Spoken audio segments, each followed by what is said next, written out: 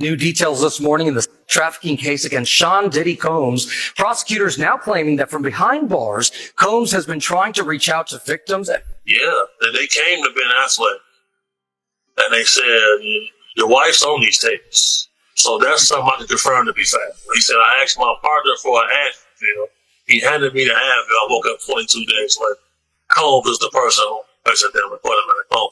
They like to keep memorabilia from these escapades. And, this is something that's a lot more common than people think amongst elite parts of society. Do you want to know where he is? If you want to know where he is, I'll tell you where he is, but he wants to surrender. He's here to... Legendary for the parties that you throw. I'm a legend, baby, for a whole bunch of things. Yes. You need locks on the doors. Yeah.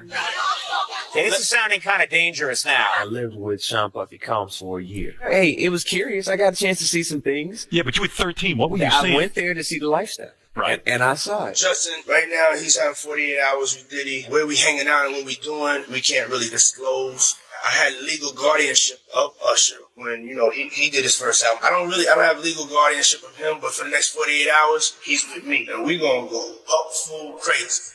Diddy's legal troubles have taken a significant turn as his attorney has officially stepped down from representing him. This decision follows weeks of growing pressure, shocking allegations, and mounting evidence against the music mogul. Once a dominant figure in the entertainment industry, Diddy now faces serious accusations that could alter his future. The lawyer's choice to withdraw at such a critical time speaks volumes, hinting that defending these charges may no longer be feasible. To make matters worse, a new accuser has come forward with a disturbing claim involving Diddy dating back to 2018, adding even more fuel to the already intense controversy. So she reached out to me a few weeks ago after being referred to me by another attorney who knew I had been doing things about this case and had been sounding the horn on Diddy. I've actually sued him in another lawsuit in 2021 in Miami with Trey Songz. So she called me and told me a very horrific story about her and her escape from the... She told me that she was at a friend's house who had industry ties and was on the phone with Diddy, and he decided to come to the house. And when he came to the house, everything was fine, that there was another woman there who we've determined to be Christina Coram, KK, who Diddy talks about a lot as his right-hand woman, if you will, and that they were discussing trafficking her. And then that led to her being served a drink where then she started to feel woozy, and then Mr. Combs her with an inanimate object, and then actually directed another gentleman to her while he watched and pleasured himself. So she was able to escape eventually and ran out into the streets yelling and screaming, and a neighbor heard her because this happened in a quiet suburban neighborhood, if you will. So there's a witness. Yes, we have a witness. We also have a police report, and that was made in 2018 that when she initially filed the police report, she didn't name Diddy out of fear of retaliation, and more importantly, fear that no one would believe her. We all have stories. Mine is horrific. Why didn't you say something then? Because we just want to live. We want to be happy. We really want to forget the trauma. Diddy's former backup dancer Tanika Ray speaking out. In the wake of federal home raids, trafficking allegations, and speculation, the embattled music mogul could face criminal charges. Since then, I've been like, yep, I have a lot of stories, y'all. Maybe I'll write a book one day. Law enforcement had enough to get the search warrant. They maybe even have enough to get an indictment, and if so, I expect Diddy to be arrested in a matter of days and no more than weeks. So, there's that. I have never talked about this publicly. Tanika reacting to this interview from Joy Reid's MSNBC series on Instagram. Culture critic Torre claiming Diddy fired a family member after allegedly refusing his advances. Years later, they finally came out, and this is a male, and said that Puff had said, come home, stay the night with me, or the internship is over. Oh, yeah. We all have stories. Seriously, we all have stories. Mine is horrific, and only 5 people know it.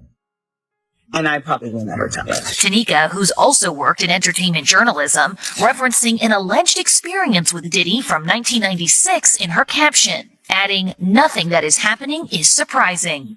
And mind you, I then interviewed him many times. And I also am very intimately aware that you tell your truth and you become victimized over and over and over and over and over and over. But it just is so traumatizing that women just want to live every day and feel safe. Can't nobody hold me down. This comes amid Diddy's looming legal saga. His attorney calling the Homeland Security search warrants, quote, "a witch hunt with excessive show of force and hostility that led to a premature rush to judgment." The government likely has a very strong case against Diddy. They don't execute these types of search warrants until they have talked to witnesses, gathered evidence, and they believe they have an ironclad case. Not only that, they had to get a federal judge to sign off on the search warrant. Ultimately, I think Diddy is going to be indicted by a grand jury. If Diddy waives his right to a speedy trial, he could potentially push the case out a year or more. And Diddy has essentially unlimited funds to defend this case, and I expect him to litigate it very aggressively. Back in Tanika's message, she explains why now was the time to share her story, hinting someday she might put pen to paper. And when we revisit and revisit, we live in a state of victimhood, and nobody wants to live there. So for those of you like, why didn't you say something then? Because we just want to live. We want to be happy. And we really want to forget the trauma. So just that. You know, I pissed a lot of people off, including you. Mm-hmm. But this is a full circle moment, Yes, everybody. yes. Get into adult conversation. Yeah. Full circle. Yeah. Okay, because I haven't seen you in over 15 years, but I'm not seeing wrinkles. I'm seeing good. You live a really hectic lifestyle, and I don't understand all the running around. And who are these people that you surround yourself with? And who are these people? Do they violate you? Do you get robbed? What happens? Now you threw a house party, and I got the footage. Okay, look at this. Now who has this many people at their house? Puff and or Sean, Diddy, Duty. What do I call you? I think you should call me Puff. You always call me Puff. I do. Yes. Okay. First hurdle jumped. Jesus. I'm not gonna lie. The accusations against Diddy continue to escalate as Tanya Wallace, a former attendee of his infamous parties, has come forward with alarming new claims. Wallace alleges that she saw underage individuals at these private events, dressed in outfits that made her feel deeply uncomfortable. Her statement adds yet another troubling dimension to the already serious allegations surrounding the music mogul. Who claims she's been at a freak off and said she saw children, and it was hard for her to say it. It was very hard for her to say it, Ashley. So what she said was that she was flown out from LA to Miami by the Saudi prince. And they ended up eventually on Star Island at one of Diddy's parties. She says, among many other things, I mean, she goes into detail. Midgets. Because people were it's people over them. Like, it's people trying to hide what they're doing. Adults who are little people, or are you talking about minors? Am I going to get in trouble? I don't want to say I witnessed any of that crazy stuff, but we all have common sense. Little people. It's not supposed to be there. You're talking about underage people.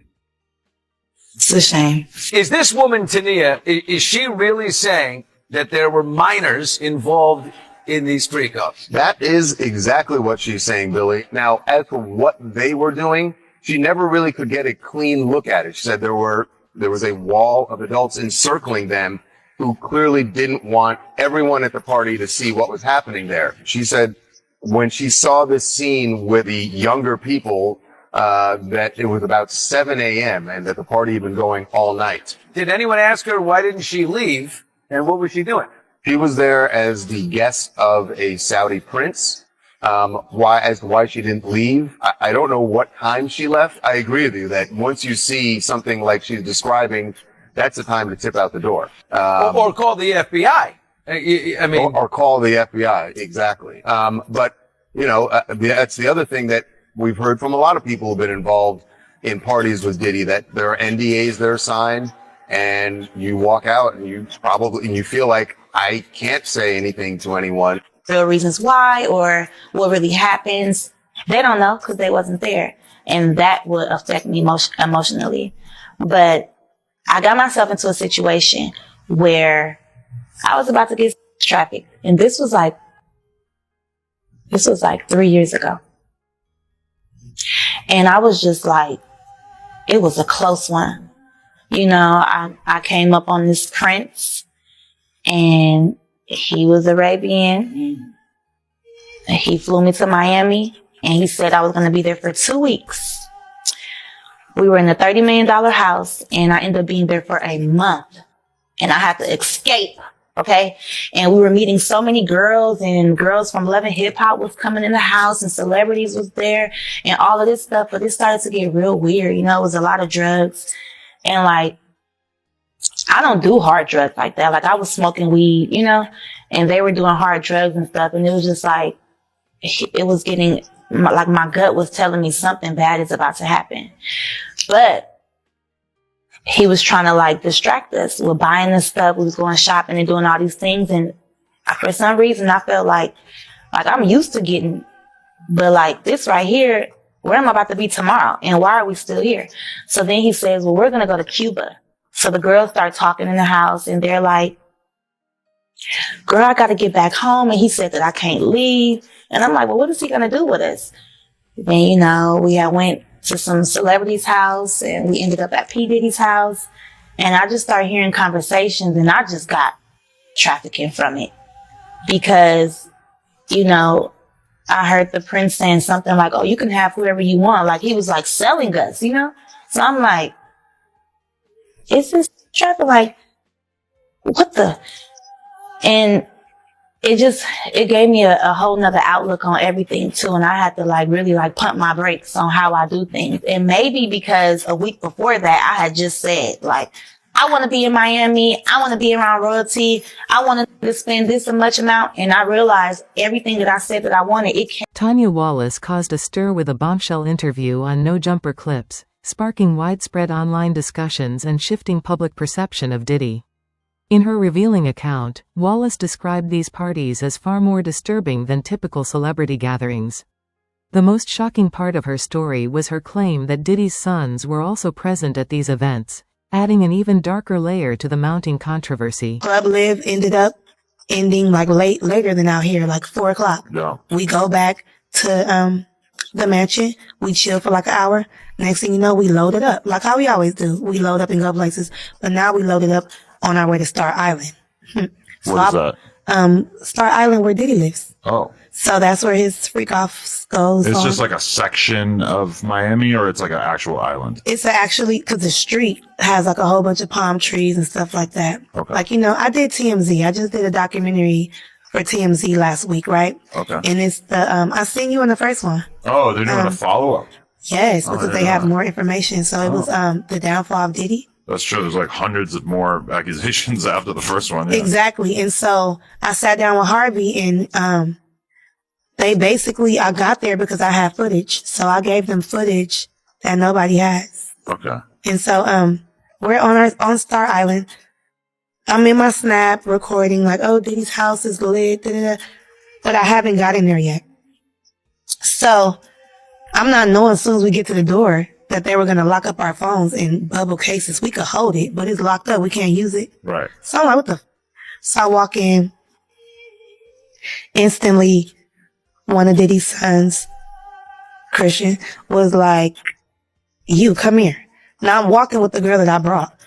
The other girls are walking behind me, but once we got in the house to the side door, it was a backyard, so everybody split up. And so the vibe is that the pretty girls, dudes will come up to him and kind of like make it clear, like, yo, you're getting invited to the latter tier of this party. Exactly. And they're giving out what, like little sandals? Exactly. That's what they were giving out. So when the son came up to me and said, you come here, or called me over there, I'm like, who, her? He's like, no, you. So I'm thinking like, why not both of us? But okay, whatever. He's like, take these shoes.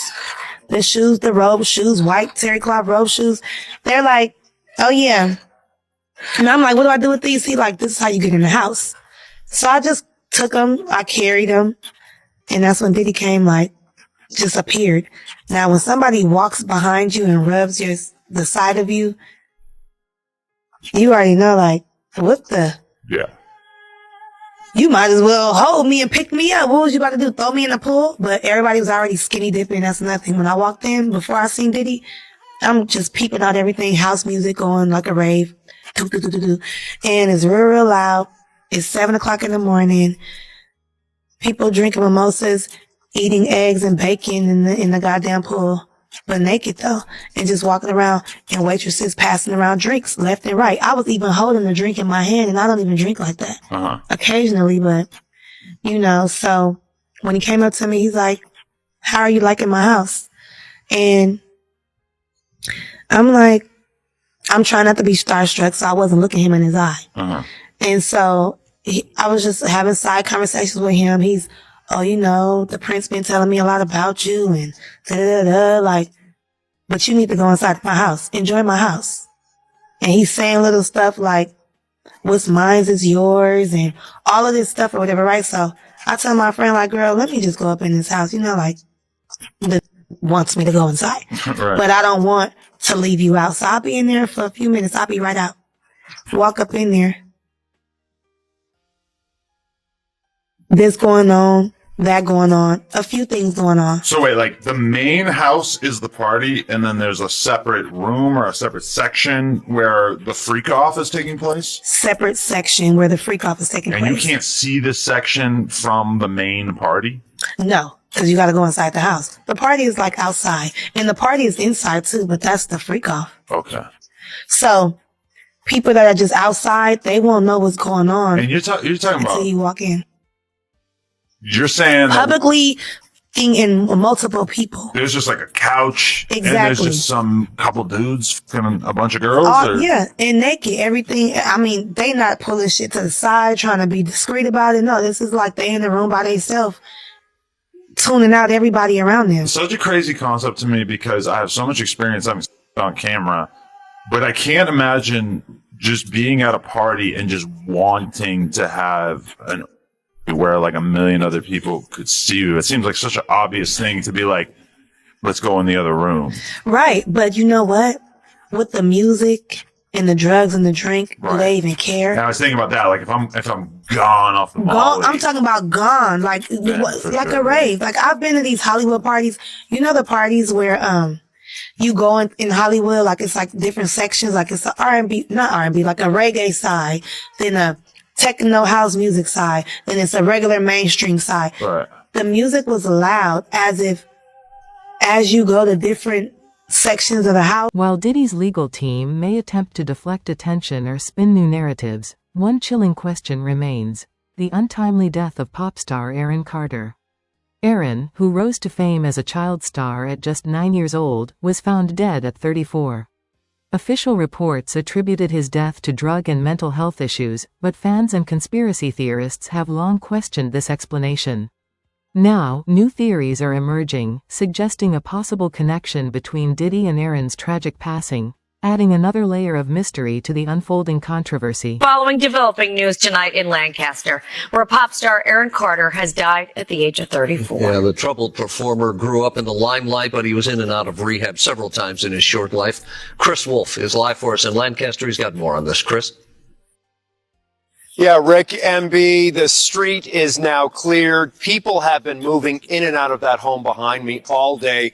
And tonight we heard from some of those closest to Aaron Carter, and they all say the same thing. They all share stories of a very kind, loving, caring, humble, yet troubled young man.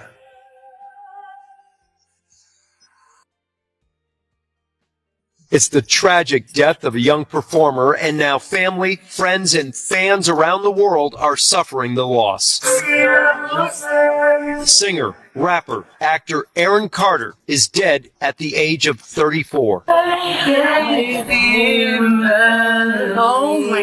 Carter's close friend and stylist shared this video of a recent birthday celebration for Carter's fiancée, Melanie Martin. She is also the mother of their 11-month-old son, Prince. It's very painful. Very, very painful. I talked to him 2 weeks ago, he was at the dentist and he FaceTimed me. He said, come over. And I said, I can't, I work. Carter. Right. A lot of people keep forgetting Aaron Carter was begging for help, begging for independent financing, begging for security. He made it very clear Sony was out to get him, just like Michael Jackson told him they would be. And right around that time, his brother had just been accused of raping one of the girls from making the band, Diddy's entity. And they were trying to make all of that go away. And Aaron called his brother out. And then the next thing you know, he said, if anything happens to me, I did not do this to myself. And then he was gone. Do you regret ever getting involved in? I didn't have a choice. It got bad when I was about 15 years old. I'm sorry. I'm sorry the way that I look. Oh my God, it hurts so bad. It hurts. It hurts so bad because there's like nothing I can do about it. I take for high blood pressure medication, and I took 4 months.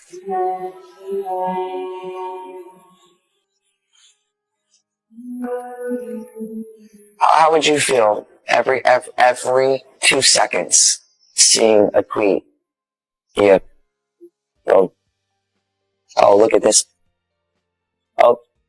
She has decided she wants the world to see the death scene where the bathroom where Aaron was found dead. And the reason for this is she is calling out the police and feels like they did not do a proper investigation here because she's certainly insinuating that there may have been foul play involved in Aaron Carter's death. We're going to bring her on, but before we do, I just want to make something really clear. The police have said it was not foul play.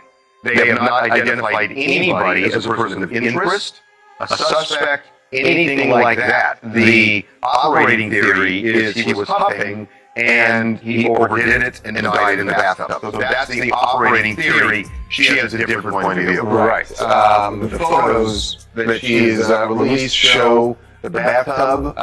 It shows the floor around the bathtub, and there are things that she sees there or doesn't see in these images that make her suspicious, and she wanted to make sure that Aaron's death remains something that people are talking about, and I think she wants people to put pressure on the police to do a thorough investigation. So joining us now to talk about why she put these out is Jane Carter, Aaron's mom. Jane, welcome to Gene's Lot.